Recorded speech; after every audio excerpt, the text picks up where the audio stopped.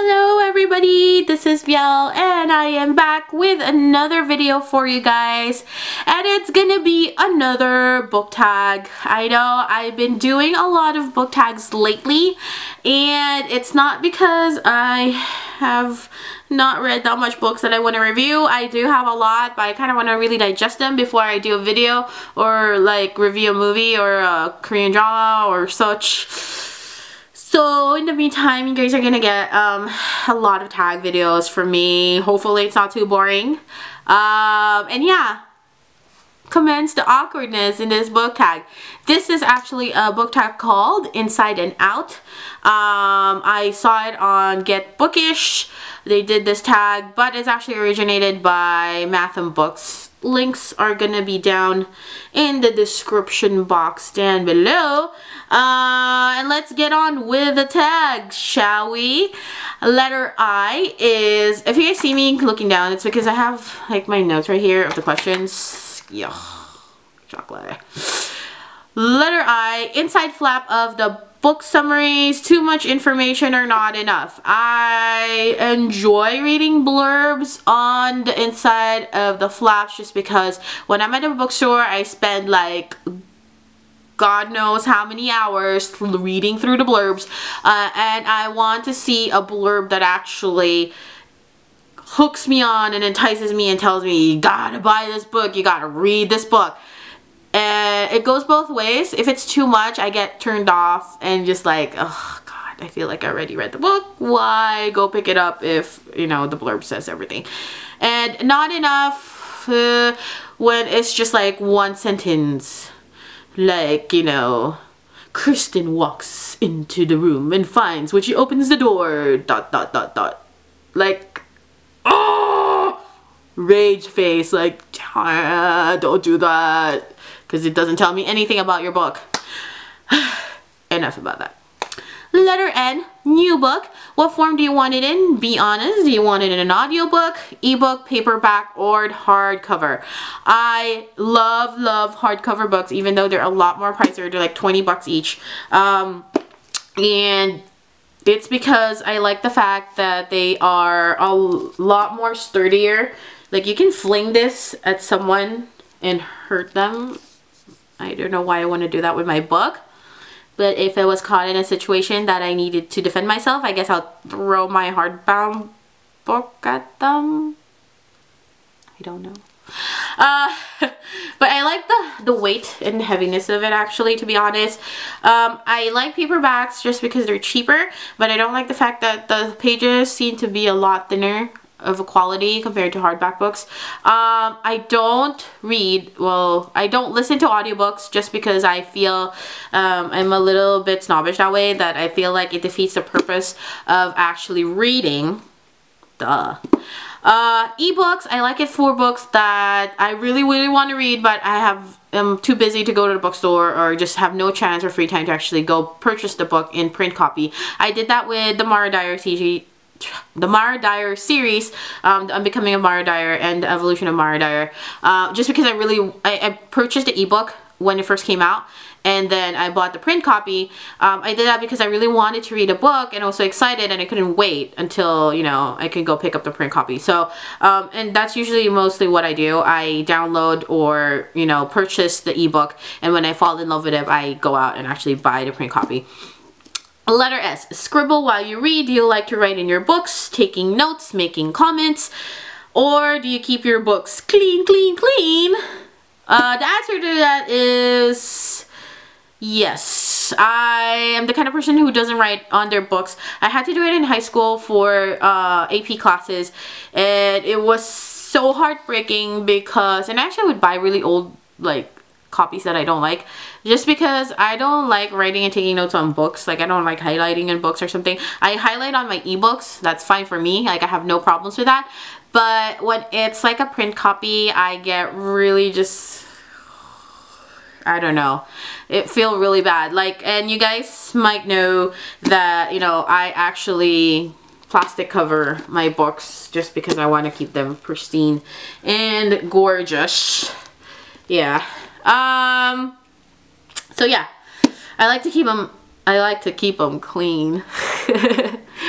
Letter I, in your best voice, read for us your favorite first sentence from a book. Since I'm already holding The Fault in Our Stars, I'm probably gonna, most people are gonna do this book because everybody loves this book. But I've always wanted to read from this book. I have sometimes like disillusions that it actually read it in a nice voice. But chapter 1, late in the winter of my 17th year, my mother decided I was depressed. Presumably because I rarely left the house, spent quite a lot of time in bed, read the same book over and over, ate infrequently, and devoted quite a bit of my abundant free time to think about death. Awesome first line. Let's read another one. Let's see if you guys can guess what this is from. Da, da, da, da, da, da. Whoa, that's a lot of introductions. Okay. Haha. Alright. There was no possibility of taking a walk that day. We had been wandering, indeed, in a leafless shrubbery an hour in the morning. But since dinner, Mrs. Reed, where there was no company, dined early. The cold winter wind had brought with it clouds so somber, and a rain so penetrating, that further outdoor exercise was now out of question.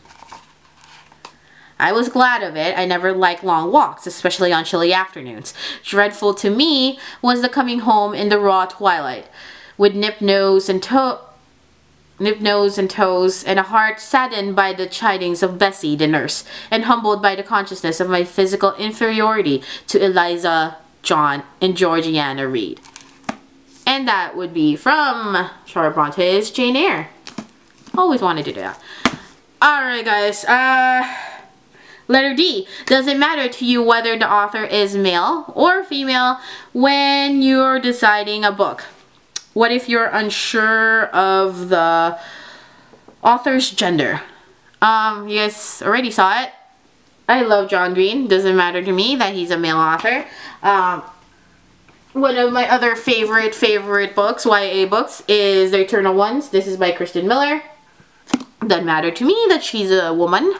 I don't know. It doesn't play a factor to me when I go pick up a book. Like I don't know. It's not really a deciding factor for me. So yeah.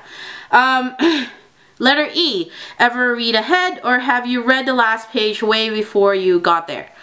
The only books that I actually went to the last page and read it was the Harry Potter series. Just, I don't know why I did that. But for the most part, I don't read the end of the book because I want to be caught in the moment and surprised and just be so invested in the story that, you know, I'll get there when I get there, and I want to find out like what happens and what arrives at that moment while I'm reading the book. So that's just how I am. Like that's how I read.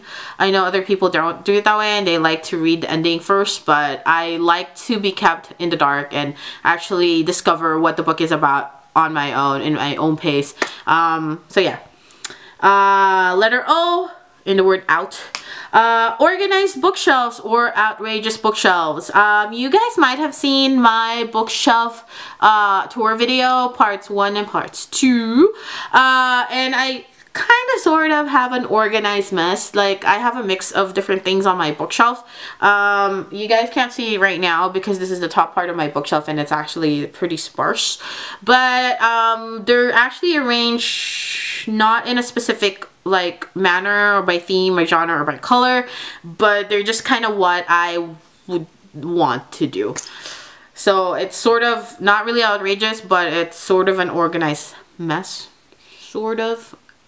Anyways, letter U, under oath. Have you ever bought a book based on the cover alone? I do this honestly every freaking time I'm in the bookstore. Sometimes I would see a pretty cover and read the blurb and be like, this is decent enough and acceptable enough. I'm gonna go buy it. I have a problem, guys. I'm so sorry. Yeah. And last one, letter T. Take outside to read or stay in. It depends. If I live in Southern California, if it's really warm outside and I feel like I would drop sweats on my book, like beads of sweat on my book while I'm reading it, I am gonna stay at home and just read it. Also stay at home if weather is so cold. It's that kind of weather that you just want to be under your covers and just, you know, curl up and read a good book type of feeling.